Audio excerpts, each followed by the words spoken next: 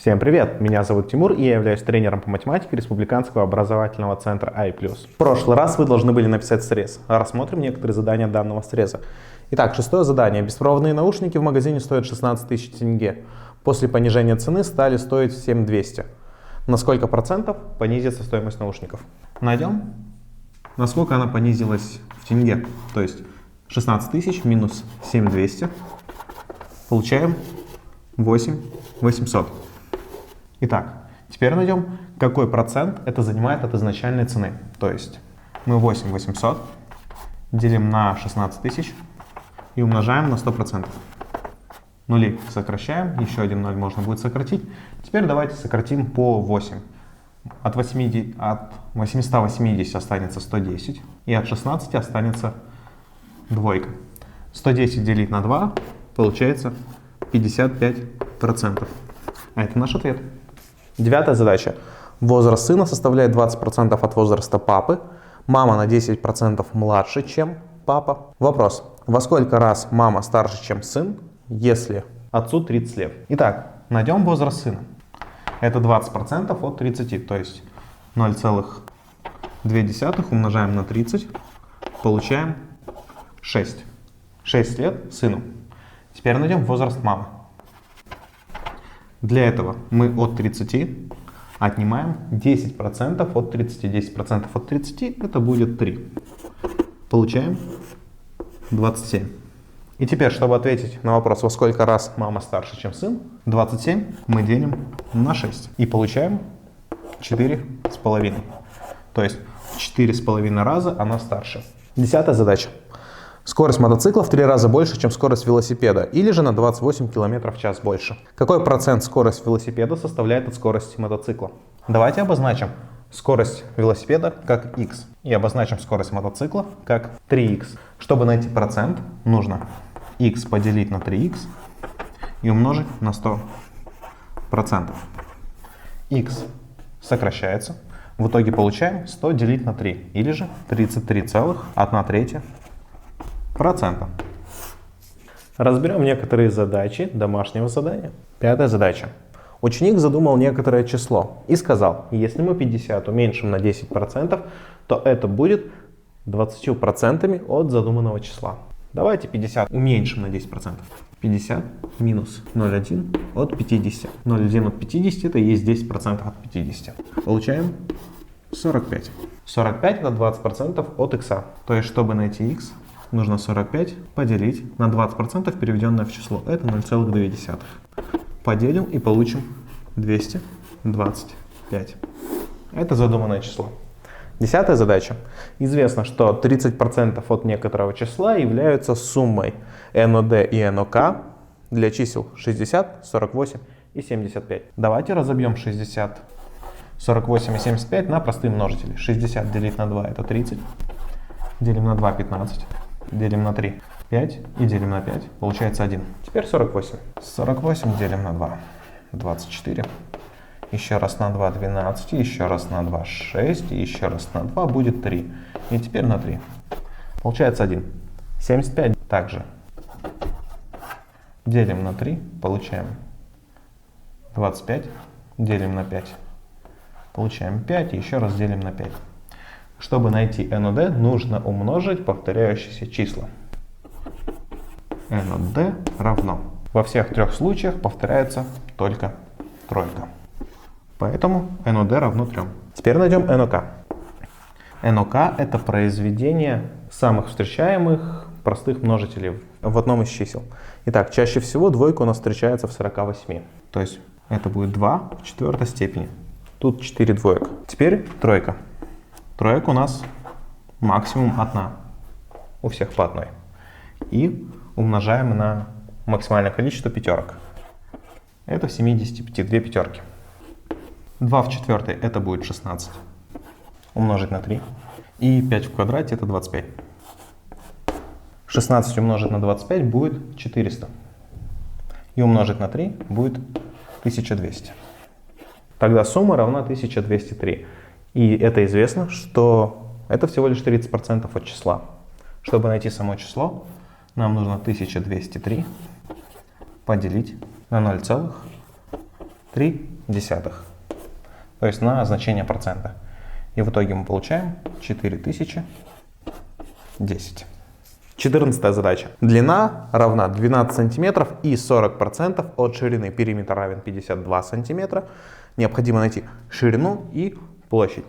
Ширину мы обозначили за x. Длину обозначили за 12 плюс 0,4 от x. То есть 0,4 умножить на x. Вспомним. Периметр — это удвоенная сумма двух сторон прямоугольника. Составим уравнение. 12 плюс 0,4х плюс x ширина.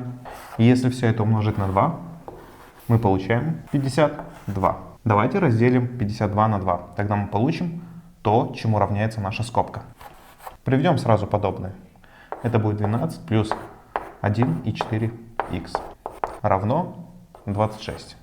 Тогда 1,4х равно 26 минус 12. Это будет 14. Х отсюда равен 10. Итак, 10 это ширина. Теперь найдем длину. Для этого 12 прибавляем 0,4 помножим на 10. Это будет 16. И находим площадь. Площадь — это произведение сторон прямоугольника. 10 умножить на 16 равно 160 сантиметров в квадрате. Тема данного урока — концентрация. Концентрация — это отношение массы вещества к массе смеси, выраженная в процентах. Допустим, у нас есть 50 граммов соли. Мы размешиваем в 200 граммах воды. Нужно найти концентрацию соли в воде. Итак, соли 50 грамм, вода 200 грамм. Чтобы найти концентрацию, мы 50 грамм делим на, внимание, массу смеси. Смесь — это вместе соль и вода. То есть берем сумму 250 грамм и умножаем на 100%. Нули сокращаем. 100 делить на 25 будет 4. 4 на 5 получаем 20%. Это концентрация соли в растворе. Она также говорит, сколько процентов соли содержится в данном растворе. Стоит заметить, что не обязательно может быть масса. Иногда используются объемы веществ. На прошлых уроках мы с вами разбирали нахождение процента от числа и нахождение числа по его проценту. В теме концентрации это также используется. К примеру, есть 100 грамм 30% солевого раствора. Найти массу соли. 30% в данном случае говорится с процентное содержание массы соли. То есть, чтобы найти массу соли в таком случае, при взятии процента от числа, мы, собственно, и берем 30% от общей массы вещества, 100 грамм. Умножаем на 30 сотых, 100 сокращается, и получается 30 грамм. То есть в 100 граммах 30% раствора соли будет 30 грамм соли. Попробуем также решить от обратного, когда мы находим число по проценту. Допустим, известно, что в 20% растворе масса соли 20 грамм. Необходимо найти массу данного раствора. В данном случае мы массу соли делим на процент, то есть делим на 20 сотых и получаем 20 умножить на 100 двадцатых. 20 сокращается и получается, что масса такого раствора будет 100 грамм. И перейдем к решению задачи. В некоторых задачах для упрощения подсчета мы будем использовать такое обозначение в виде прямоугольника, разделенного на две части. Как известно, смесь состоит из нескольких веществ. Сверху у нас будет обозначаться процент нужного вещества, а снизу процент оставшегося вещества. А внизу под прямоугольником мы будем записывать массу данной смеси. Данное обозначение используется для упрощения, опять-таки, повторюсь, в некоторых задачах. Вот пример задачи. У нас есть 30% солевой раствор массой 200 грамм. К нему мы добавляем 100 грамм чистой воды. Необходимо найти процент содержания нового раствора. Изначально у нас был 30% раствор, оставшееся вещество, соответственно, 70%. Его масса была 200 грамм. Мы к нему добавили чистую воду. То есть воды у нас 100%, а примеси, соответственно, 0%. И масса образованного вещества 100 грамм. То есть масса добавленной воды 100 грамм, и получается новая смесь. Общая масса 300 грамм, Нужно найти концентрацию x процентов. Ну и, соответственно, это 100 минус x процентов. Данную задачу можно решить таким образом. Мы находим процент вещества в каждой смеси и через это все приравниваем. То есть 30% от 200 можно записать как 0,3 умножить на 200 плюс 0 умножить на 100 и равно процентное содержание x от 300. То есть x сотых от 300. С другой стороны, не обязательно в данном случае переводить процент в число. Если мы каждый элемент нашего уравнения умножим на 100, то просто получится то же самое. 30 помноженное на 200 плюс 0 умноженное на 100 и равно это x умножить на 30. Но не переводим мы процент в число только в данном случае. Ну а дальше просто решаем уравнение. 30 умножить на 200 это 6000.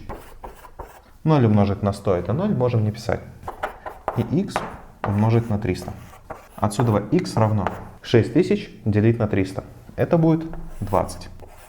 То есть процентное содержание раствора у нас 20%. Сейчас перед вами будут показаны 6 задач. Попробуйте нажать на паузу и решить их самостоятельно. Итак, первая наша задача. Молока 3 литра, воды 1 литр. Найти концентрацию молока. 3 литра мы делим на общую массу смеси, это 4 литра, и умножаем на 100%. 100 делить на 4, это получается 25. 25 на 3, получаем 75% смеси молока и воды. Вторая задача. Необходимо найти концентрацию меда. Масса меда 50 грамм. Мы делим на общую массу смеси, это чай плюс мед, то есть 250 грамм, и умножаем на 100%. Нули сокращаем. 100 делить на 25 это 4, 4 на 5 20. И третья задача. Массу йода делим на массу общей смеси. Она уже нам известна, 24 грамма. И умножаем на 100%. Сократим по 3. От 24 остается 8. 100 делить на 8. Получаем 12,5%. Четвертое задание. Масса йода 48 грамм. Масса смеси 1200 грамм. Необходимо найти концентрацию йода. Итак, 48 грамм мы делим на 1200 грамм. И умножаем на 100%. 0 можно сократить. 48 делить на 12 будет 4. 4%. Пятая задача. Воды у нас 600 грамм. Туда добавили сахар массы 400 грамм. Необходимо найти концентрацию сахара. Массу сахара делим на массу смеси. Это 1000 грамм. 400 плюс 600. И умножаем на 100%. Сократим нули. И 400 делить на 10 будет 40%. Шестая задача. Масса воды была 200 грамм. Сколько нужно добавить сахара, чтобы концентрация стала равна 50%? Найдем массу смеси. Поскольку у нас концентрация сахара 50%, концентрация воды тоже будет 50%. То есть мы находим число по его проценту. А это означает 200 мы делим на 0,5. Это получается 400 грамм. Масса смеси. Если в этой смеси масса воды 200 грамм, то оставшаяся масса, соответственно, это сахар. То есть 400 минус 200, это будет 200. И это у нас масса сахара. Данный урок подошел к концу. Не забывайте выполнять домашние задания. Всем удачи, всем пока.